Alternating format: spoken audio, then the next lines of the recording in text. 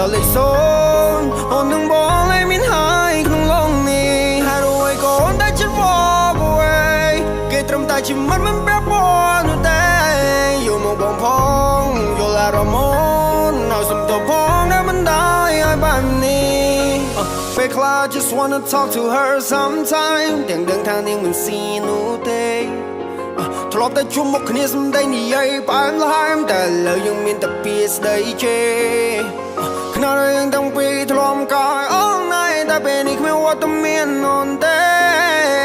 មានដៃអ្នកទី3មកទាញដោយអូនចេញហើយគ្មានផ្លូវនឹងឲ្យនាងបកក្រោយទេ Talk to me someone talk to me សុំលីសំឡេងអូនលើកចុងក្រោយមិនលើសពី5នាទីហើយសុំមកវល់នោះឡងកុំចាត់ទុកបងជា nobody ពេលសុំទាំងនោះអូនរើសមួយចុះមួយណាក៏បង agree ព្រោះជាកំហុសបងអូនអូនសុំទៅផងមិនได้ឲ្យបែបនេះពេលនេះសូនដល់លេខ0អូននឹងបងលែងមានហើយក្នុងឡងនេះហើយរួយកូនតែចិត្ត walk away គេត្រឹមតែជាមិនប្រាប់បងនោះទេយកមកបងផងយល់អារម្មណ៍ឲ្យសុំទៅផងដែលមិនได้ឲ្យបាននេះស្អំនាងថាស្អំរូបខ្ញុំសូមអភ័យតូនធ្លាប់បន្លាយនាងឡងអំឡើយ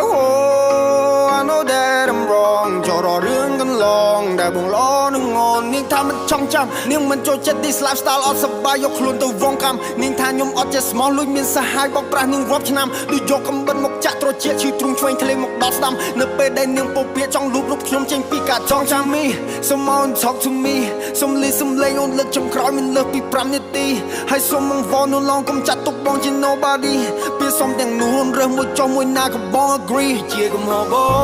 ងអូនអូនសុំទៅផងមិនได้ឲ្យបែបនេះពេលនេះសូនដល់លេខ0អូននឹងបងលែងមានហើយក្នុងឡងនេះ Let you go let you go